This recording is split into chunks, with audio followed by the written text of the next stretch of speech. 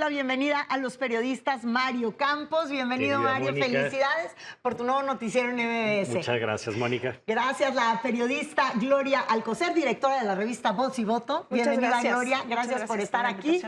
Y Salvador García Soto, bienvenido, Sala de Guerra. Gracias, Mónica, por invitarme. Gracias por estar aquí. Pues ya empezó, como ya vimos, estos actos anticipados de campaña, los tenemos por orden alfabético de todos los colores, nada más que aquí apuntamos a algo muy delicado. Y es algo que precisamente la revista Voz y Voto viene anotando desde hace algunas semanas en sus publicaciones, y es, ¿qué pasa con esta lista que estaban apuntalando precisamente el partido de Morena para que todos aquellos que tuvieran colusiones o señalamientos sobre corrupción o crimen organizado no pudieran contender? Pues aquí tenemos primero varios niveles del análisis, ¿no? Si están haciendo actos anticipados de campaña o no. La respuesta es sí, sí lo están haciendo. Claro. O sea, eso no Si le sorprende a camina nadie. como pato. Exacto, camina como pato, huele como pato, es un pato.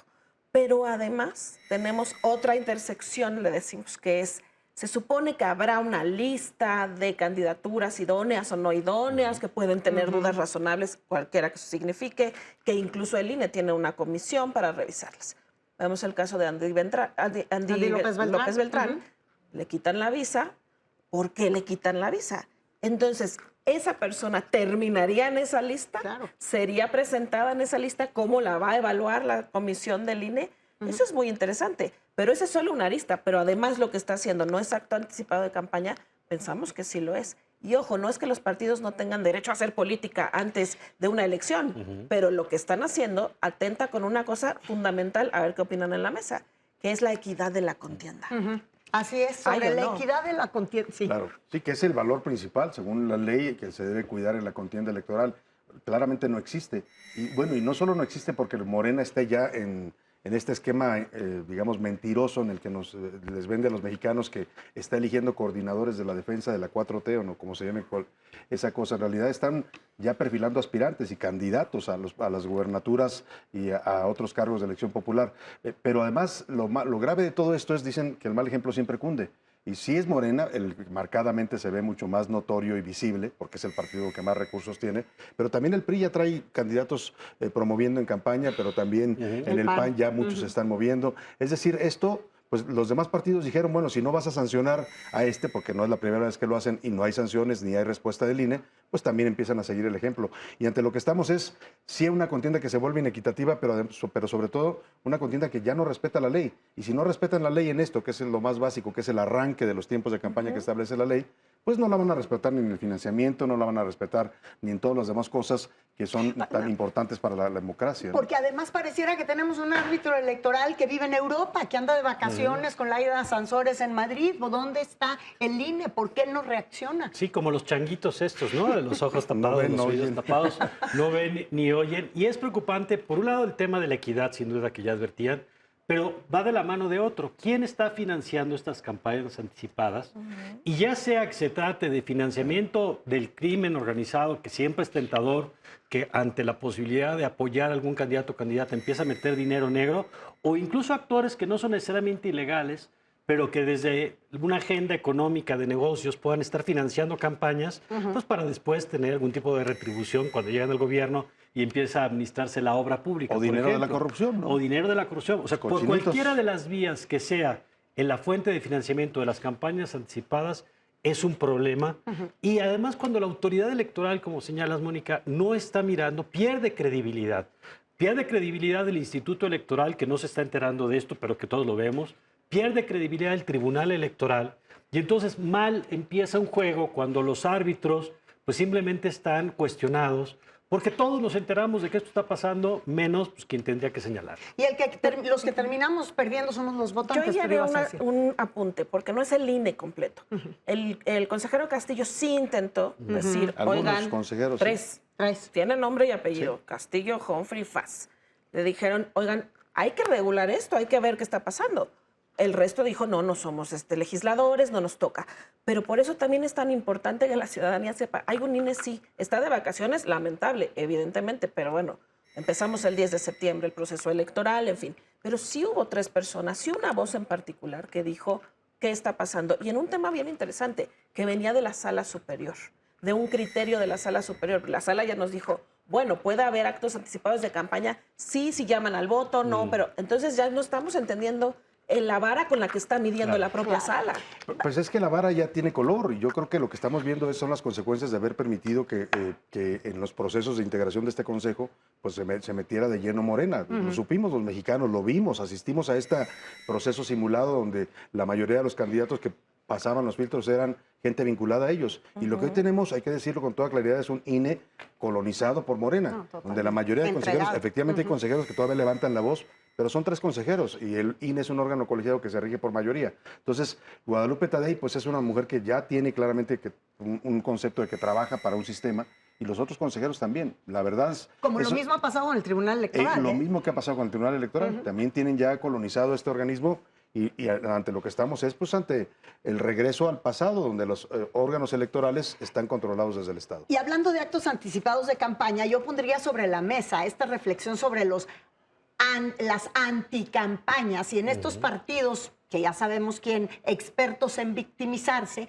ahora resulta que, como dijo Ramón Alberto Garza hace unos minutos, si septiembre y octubre van a ser los meses de la pesadilla, de la cuarta transformación, como él dijo, a lo que se refiere es todo lo que se viene para revelar nuevamente desde los Estados Unidos, también la oposición podría utilizar esto como algo que el Instituto Nacional Electoral, a conveniencia de Morena, podría identificar como un acto de campaña en contra del partido oficialista. Bueno, ¿Qué y está además la carta esta de la injerencia extranjera. Exacto, la no Y injerencia. entonces la pregunta es si al rato este Exactamente. tema de la visa, del que estamos hablando en las últimas horas, en los De últimos Andrés días, Manuel de López Andrés Beltrán, López Beltrán, sí. no se convierte en un primer elemento para decir, ahí están tratando de meter mano en este proceso. Las declaraciones del viernes de la presidenta Sheinbaum, donde de alguna manera cierra filas con el propio Andrés López Beltrán diciendo pues que es un tema de politiquería, que hay que ser valientes frente al retiro de las visas, me parece que pues nos coloca en ese tema de la injerencia, pero lo cierto es que se vuelve una variable que va a tener esta dimensión legal de la que tú hablas como argumento de descalificación y un argumento de narrativas, porque así como el oficialismo va a tratar de utilizarlo para descalificar a la oposición evidentemente va a utilizar el argumento de las visas para argumentar el asunto de los vínculos entre Morena y elementos del crimen organizado. Pero ¿no? Que ha venido precisamente a mí me parece aquí pujando. que una cosa muy grave no es tan... A ver, el tema de Andy López Beltrán no tiene que ser un asunto de nación, ¿eh? Es un problema de él. Él Sí, tiene claro. un problema con la autoridad en los Estados Unidos.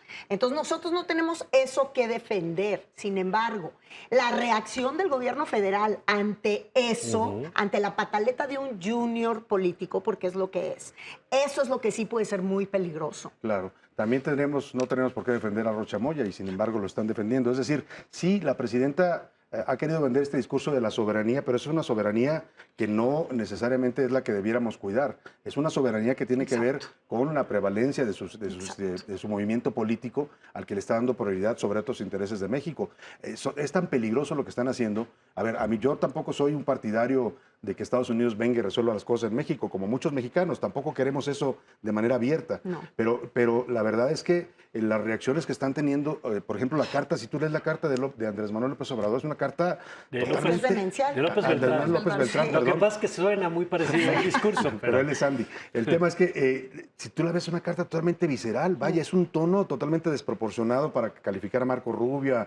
Y me parece que eso, había alguien que decía en redes sociales, me da miedo la carta de cómo vaya a reaccionar el gobierno de Trump. Y la verdad es que sí, lamentablemente los platos rotos o las consecuencias que puedan tener este tipo de actitudes desde la presidenta, ya lo hemos estado viendo, las presiones a México las pagamos todos porque cancelan el aguacate, porque se van contra los chiles jalapeños, porque todas estas medidas son medidas de presión contra el gobierno, porque el gobierno no ha querido cooperar como se lo piden y en esa medida vamos a seguir sufriendo Y el embate porque de el Estados gobierno Unidos. sigue queriendo gobernar desde los símbolos. Al final del día no tiene tanta importancia este personaje como el símbolo que puede representar Claro. en el partido que Y representa. también un tema que tiene que ver con lo que decías, la narrativa, ¿no? ¿Cómo están construyendo esta narrativa de, o sea, lo tocaron a él, tocaron a México? No, señores. No, es y México, eso hay que Por decirlo eso. claramente. Claro. Exacto. Porque entonces, en este país en el que las cosas no se caen, se desplazan hacia abajo. Sí. No, Los no trenes hacen no se campaña. descarrilan. Claro, los trenes no, se salen del carril. No, a ver, las cosas por su nombre.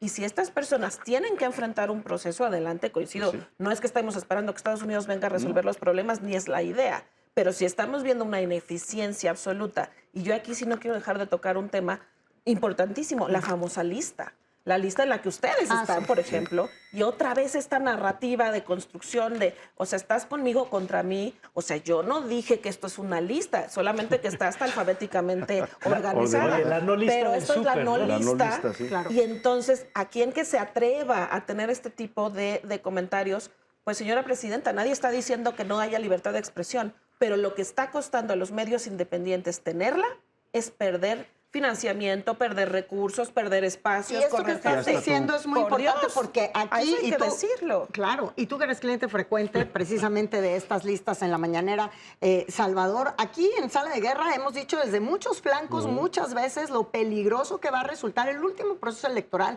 fue el más letal en la historia Así es. desde que se registra en nuestro Así es, la país. muerte de Y el candidatos. que viene se antoja Sí. igual o peor. Oye. Y con listas negras, peor. Peor, y lo que están haciendo con esas listas es eso, asusar a toda una base social que ellos tienen, porque el mensaje finalmente no es para todos los mexicanos, es para esa base, para decirle, estos son nuestros enemigos. Así Y a mí es, me parece gravísimo que la presidenta o la consejera jurídica que no está dentro de sus funciones andar haciendo Además- este tipo de cosas, la ley establece que los funcionarios públicos deben ceñirse a lo que marque que son sus funciones, y esta señora hace un show mediático para estigmatizar y atacar periodistas, algo que está totalmente ¿Cómo? fuera de sus funciones. Pero lo peligroso es eso, declarar que los periodistas somos enemigos, pues no somos enemigos, somos críticos del gobierno, periodistas. sí, de este y de los anteriores. Es que hay un relato que es el gobierno que defiende al pueblo contra todos los que lo están atacando. Sí. Ese es el relato. A veces el relato es contra los periodistas, a veces es contra el gobierno de los Estados Contra los Unidos, empresarios. pero el relato es el mismo. Hay un gobierno que es víctima de una gran conspiración. Creo que la reacción ha sido muy favorable en el sentido de la crítica a la lista, que termina incluso metiendo un poco de reversa, aunque no lo reconocen así, pero terminan diciendo, no, nosotros nunca dijimos que era un gran complot. Pero cuando tú hablas de 4 capas, donde hay periodistas, actores de un políticos, ecosistema. pues de- terminas diciendo que hay una interacción que por supuesto no quedó demostrada y que les hace meter reversa. Pero yo quisiera, Mónica, agregar una cosa a lo que decía Salvador hace rato. El problema que tiene hoy el gobierno mexicano no solamente es que se ha cuestionado desde Estados Unidos, vuelvo al tema de la visa, sino que ha renunciado a la capacidad de procesar internamente sus propios conflictos. Esta semana se cumplieron 100 días de la salida de Rocha Moya del Sí. gobierno de Sinaloa. Y la pregunta es, ¿qué ha pasado en términos de una investigación interna? Nada. Nada. ¿Y qué elementos tendríamos internamente para decir, en el caso de Andrés López, no sabemos por qué le quitaron la visa? Habría que ver si en los próximos días hay más información, pero no hay ningún elemento que te permita pensar que internamente podemos procesar nuestros propios temas y que por lo tanto no necesitamos este factor externo. Ahí me parece que el gobierno se ha cerrado la puerta al no conducirlo, digamos. Estamos enfrentados en un combate que no deberíamos de tener, en un momento muy delicado del país y sobre todo en el merecimiento de la audiencia de tener toda la información, no la que al gobierno le convenga. Exactamente. A mí me gustaría mucho que pudiéramos repetir esta mesa, posiblemente el próximo domingo, porque ya se nos acabó el tiempo, pero les agradezco muchísimo a los Al tres. contrario. Muchas haber estado gracias. esta Gracias, noche. Con Mónica. esta conclusión nos vamos.